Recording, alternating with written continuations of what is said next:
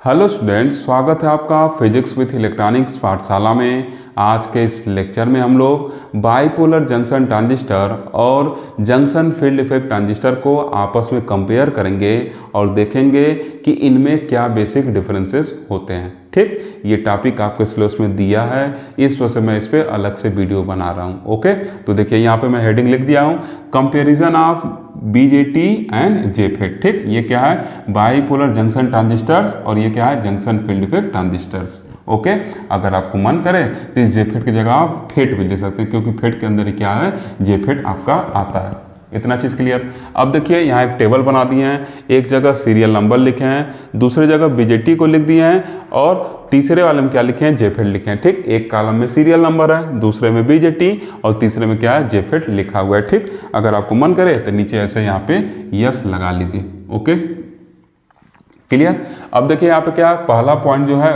उसमें क्या लिखे हैं कि बीजेटी जो है वो क्या है, बाइपोलर सेमीकंडक्टिंग डिवाइस है। ठीक, क्यों इसको हम लोग बाइपोलर सेमीकंडक्टिंग डिवाइस कहते हैं, क्योंकि आप पढ़े थे कि बाइपोलर जंक्शन ट्रांजिस्टर के केस में जो करंट का कंडक्शन होगा वो इलेक्ट्रॉन और होल दोनों के वजह से होता है। ठीक, इलेक्ट्रॉन और होल दोनों की वजह से होता है, इस वजह से उसको हम लोग क्या कहते हैं, बाइपोलर सेमीकंडक्टिंग डिवाइस कहते हैं। ठीक, लेकिन अगर हम लोग जंक्शन फील्ड इफेक्ट ट्रांजिस्टर की बात करें, ये क्या होता है, एक यूनिपोलर सेमीकंडक्टिंग डिवाइस होता है।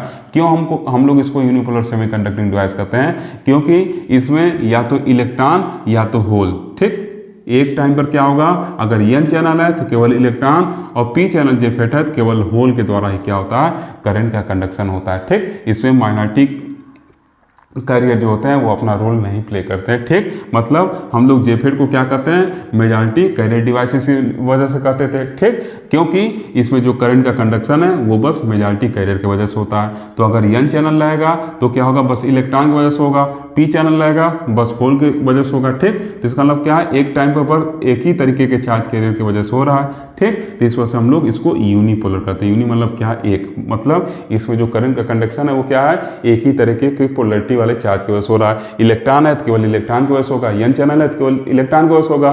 ठीक, और पी चैनल केवल होल की वजह से, मतलब एक टाइम पर क्या होगा, एक ही पोलरिटी रहेगा। लेकिन अगर बीजेटी का हम लोग बात करते थे, बीजेटी में इलेक्ट्रॉन और होल दोनों, मेजॉरिटी और माइनॉरिटी चार्ज दोनों को कंसिडर करते हैं। ठीक, तो इसमें क्या है, दो पोलरिटी है, इलेक्ट्रॉन का निगेटिव, होल का पॉजिटिव, इस वजह से यहाँ पर हम लोग बाई यूज करते हैं। क्लियर है चीज, आगे बढ़ें। ओके, अब देखिए सेकेंड नंबर पॉइंट, ये क्या होता है आपका, जो बीजेटी होता है ये करंट कंट्रोल डिवाइस होता है। ठीक, तो लिखे हैं it is a current control device, मतलब अर्थात that is output current is dependent on input current. ठीक, बीजेटी में जो आउटपुट करंट होता था वो इनपुट करंट पर डिपेंड करता था, that's why this is known as current control device. ठीक, जो आईसी होता था वो किस पे डिपेंड करता था, आईबी पे डिपेंड करता था। जैसे मान लीजिए कॉमन एमीटर है तो आईसी इक्वल टू क्या होता था, बीटा टाइम आईबी होता था। याद आ रहा है, क्लियर। तो ये आपका क्या है, कॉमन एमीटर बीजेटी की बात करें तो IC equal to beta IB हम लोग लिखते थे, और कॉमन एमीटर को ज़्यादा यूज करते थे। ठीक, तो इसी वजह से उसका एग्जाम्पल लिया है। तो ये देखिए क्या है, आईसी कहीं ना कहीं क्या है, आईबी पे क्या कर रहा है, डिपेंड कर रहा है। क्लियर। लेकिन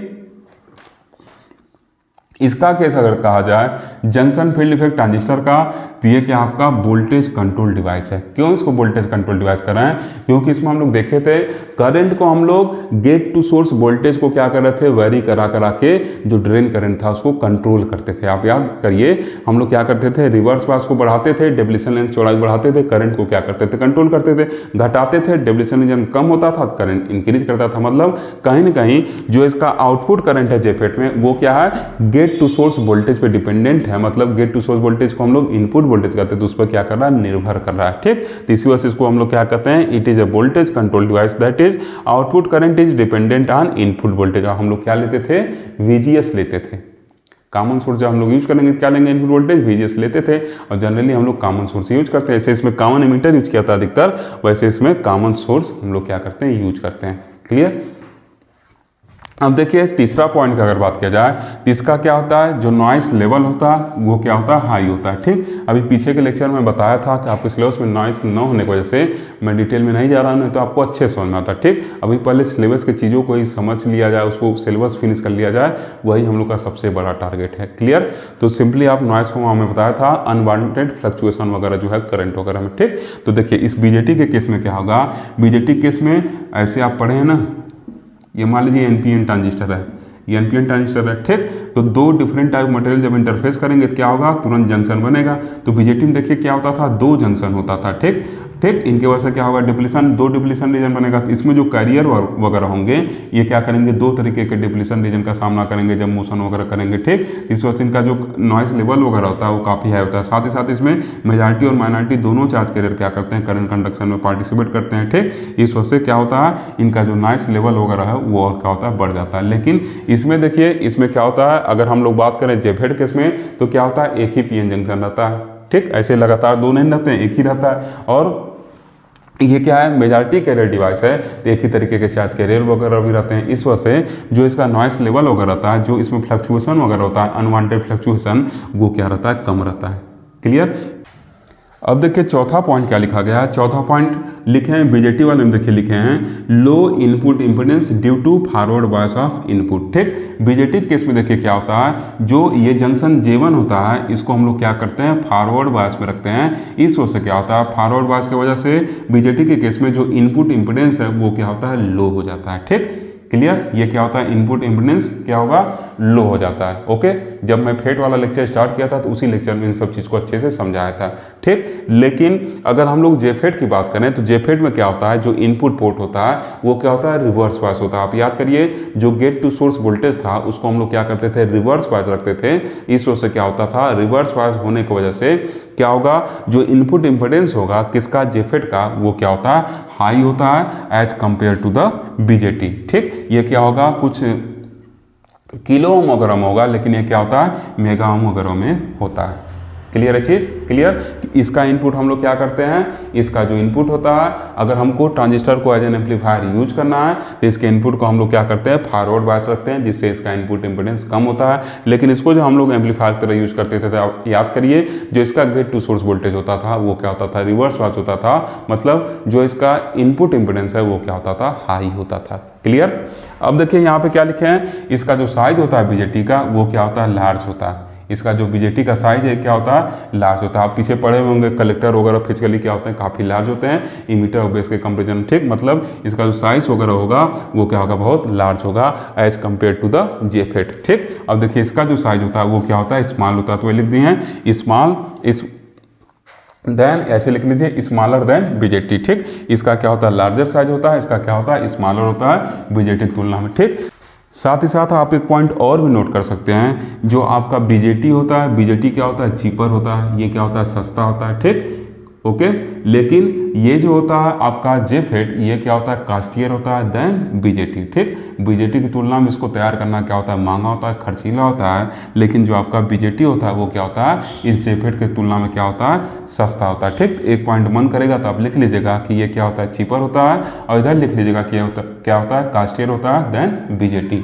इतना चीज़ क्लियर। ठीक, अब देखिए अगला पॉइंट क्या हम लोग का 6 नंबर पॉइंट है। इसमें क्या लिखे हैं, इसको लिखे हैं कि लेस थर्मली स्टेबल। लिखें कि जो बीजेटी होता है ये क्या होता है, लेस थर्मली स्टेबल होता है। ठीक, इस चीज़ को देखिए स्टार्टिंग बताया था, आप सेकंड सेम में पढ़े हैं कि जो बीजेटी होता है उसके केस में क्या होता है, जो करंट होता है, कलेक्टर करंट वगैरह, वो क्या करता है, वो मेजॉरिटी के साथ साथ माइनॉरिटी कैरियर के ऊपर भी डिपेंड करता है। ठीक, जब हम लोग टेम्परेचर बढ़ाते हैं तो माइनॉरिटी कैरियर का क्या होता है, संख्या बढ़ता है, क्या होते हैं, बढ़ते हैं। ठीक, जिसकी वजह से लीकेज करंट वगैरह क्या होता है, बढ़ता है। ठीक, तो इससे क्या होता है, ये जो आपका बीजेटी है क्या होता है, लेस थर्मल स्टेबल होने लगता है। लेकिन जेफेट के केस में क्या होता है, जेफेट केस में बस हम लोग मेजॉरिटी कैरियर को कंसिडर करते हैं, इसमें माइनॉरिटी कैरियर को हम लोग कंसिडर नहीं करते हैं। ठीक, तो इस पर टेम्परेचर बढ़ाएं चाहे ना बढ़ाएं, ड्रेन करंट पे कोई फर्क वगैरह नहीं पड़ने वाला। ड्रेन करंट जो होता है वो क्या होता है, टेम्परेचर इंडिपेंडेंट होता है। ठीक, तो इसको लिख देंगे कि ये बेटर थर्मल स्टेबिलिटी रखता है। थर्मल मतलब टेम्परेचर से रिलेशन इसका एक तरीके से समझिए। ठीक, तो ये क्या है, बेटर थर्मल स्टेबिलिटी रखता है। ठीक,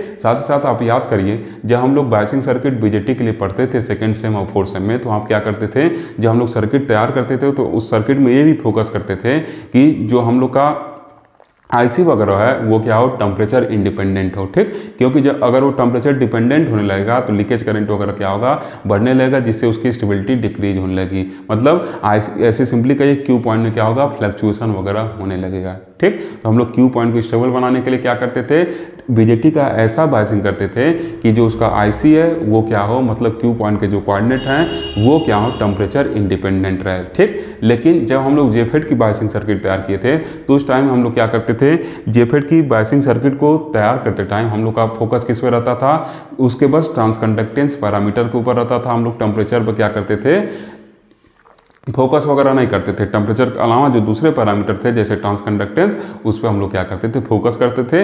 इस चीज़ को मैं बताया भी था। Okay, clear. अब देखिए यहाँ पे क्या है, 7वां नंबर पॉइंट क्या लिखे हैं इसमें कि जो इसका गेन होता है बीजेटी का, वो क्या होता है, वोल्टेज गेन द्वारा नॉर्मली हम लोग देते हैं, ठीक। बीजेटी के गेन को नॉर्मली हम लोग क्या करते हैं, कैरेक्टराइज करते हैं, मतलब वोल्टेज गेन के रूप में क्या करते हैं, प्रदर्शित करते हैं। लेकिन जो इसका गेन होगा जेफेट का, इसको हम लोग ट्रांसकंडक्टेंस के फॉर्म में क्या करते हैं, देते हैं, ठीक। इसके गेन को हम लोग कैरेक्टराइज करते हैं किसमें, ट्रांसकंडक्टेंस में। क्लियर।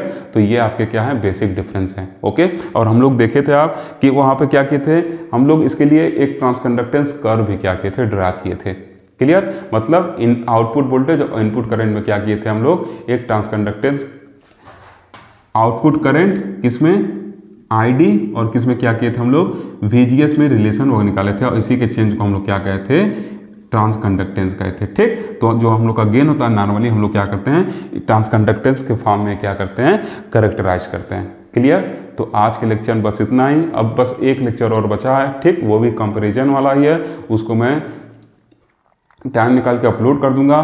उसके बाद क्या होगा, जो आपका 3rd चैप्टर है वो फिनिश हो जाएगा। फिर हम लोग 4थे चैप्टर को स्टार्ट करेंगे और जल्द ही 4थे चैप्टर को फिनिश भी करेंगे। Okay, thank you for watching.